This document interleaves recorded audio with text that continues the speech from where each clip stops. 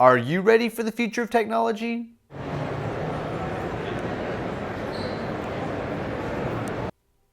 Okay, so the world might not be quite ready for Tablet Man. Luckily, there are 5 other choices that are almost as cool.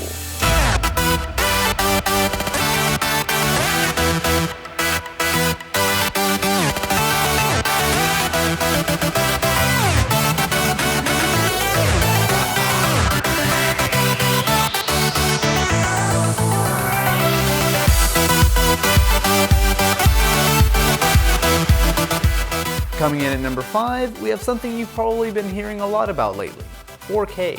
So even though it's a big buzzword being slapped on lots of TVs and cameras right now, 4K is simply a resolution. Your typical TV is 1080p.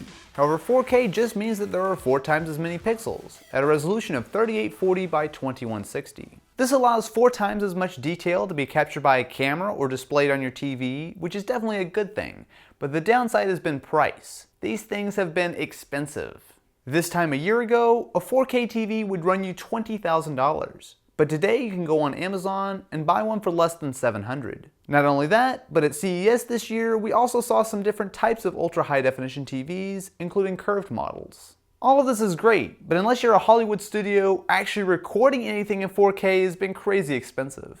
Panasonic recently showed off their GH4, which will be capable of shooting 4K video in a nice and small package for a lot less than the $10,000 plus of most 4K cameras. Sony also showed off a 4K Handycam that's somewhere between a pro and consumer camcorder for $2,000. And you might already have a 4K camera if you have a Galaxy Note 3. Believe me, 4K is coming. At number 4, we have something just a little different, electric cars.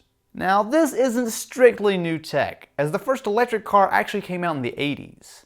The 1880s, that is. While cars have definitely evolved in the last 100 or so years, at one point electric cars like this were much more popular than their gasoline-powered counterparts. While that probably won't change tomorrow, electric cars are definitely making a comeback, and they're loaded with lots of cool technology. Take the new BMW i3 for example. Not only is it made mostly of carbon fiber, but inside you'll find a 170 horsepower electric motor good for over 100 miles on a charge. The Tesla Model S looks a lot like a normal car from the outside, but powering it is a few thousand of these guys, essentially the same batteries as you would find in your phone or laptop. While they're still a bit impractical, especially when you consider range, an electric car is easily one of the coolest bits of new tech that you can buy today.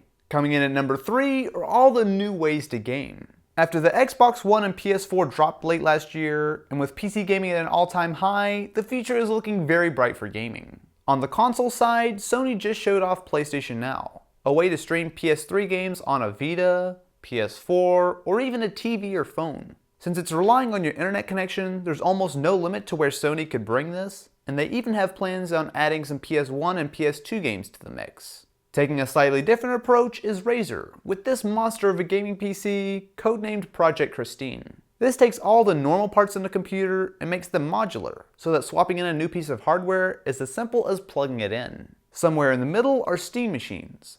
Valve is pushing these as an alternative to a console, and they're essentially tiny little PCs made specifically for gaming. They come with a crazy looking new controller as well, that drop standard sticks for touch sensitive, whatever you call these. Pretty much regardless of what kind of gamer you are, 2014 looks like a killer year. At number 2 is wearable tech. In the last few years, we've seen huge explosions in smartphones and tablets, but now a few very big companies are making bets that wearables are going to be the next big thing. Google is one of the first out with Glass, a very expensive pair of glasses with essentially a phone built in. There's a screen and the ability to run apps, as well as snap pictures using the integrated camera. If glasses aren't your thing, Pebble will have arguably the best smartwatch out there already, and the new Pebble Steel aims to step it up a notch. Where options like the Galaxy Gear fall short in basic areas like battery life, the Pebble lasts for quite a while and boasts a new app store to make it more useful in its own right. And that's not even starting to go into what hasn't come out yet, including the Apple iWatch. So wearables are definitely something to keep an eye on this year. And at number 1, we have the one and only Oculus Rift. So this is a slightly different type of wearable, but it's absolutely the thing that I am most excited for this year. Oculus Rift is a virtual reality headset that really does bring you inside the game. The latest Crystal Cove prototype shown at CES this year combines a high-definition screen with full motion tracking. When you put the headset on, it allows you to look all around the game world, which works incredibly well. I have a more in-depth video on Oculus Rift, and I'll have that linked in the description, but this is really the first time that virtual reality has made sense. Major companies like Valve have already begun supporting the Rift with games like Half-Life and Team Fortress, and CCP, the guys behind EVE Online, have EVE Valkyrie, which looks to be the first major game to be designed specifically for the Oculus Rift. Out of all the advancements in gaming, I really do believe that Oculus Rift and VR are one of the biggest changes that we've seen in a long time. And it really makes me excited for the future, but what do you guys think? What's some of the big, cool, awesome new tech for 2014 that you guys are excited about? Definitely be sure to let me know what you think in the comments below. Also, I wanted to give a big shout out to Audible for making this video possible. Audible.com is a leading provider of audiobooks with more than 100,000 downloadable titles across all types of literature, including fiction, non-fiction, and periodicals.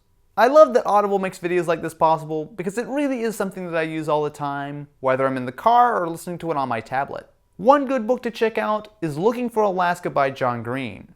Now, everything he writes is awesome, but this is a great place to start. If you guys haven't tried Audible yet, all you need to do is go to audible.com/Austin to download Looking for Alaska or any book you want for free when you try Audible. It's an awesome service, I use it all the time, so definitely be sure to go check out audible.com/Austin and give it a shot. Anyway guys, if you enjoyed, definitely be sure to subscribe to the channel for lots more tech videos like this, and I will catch you guys in the next one.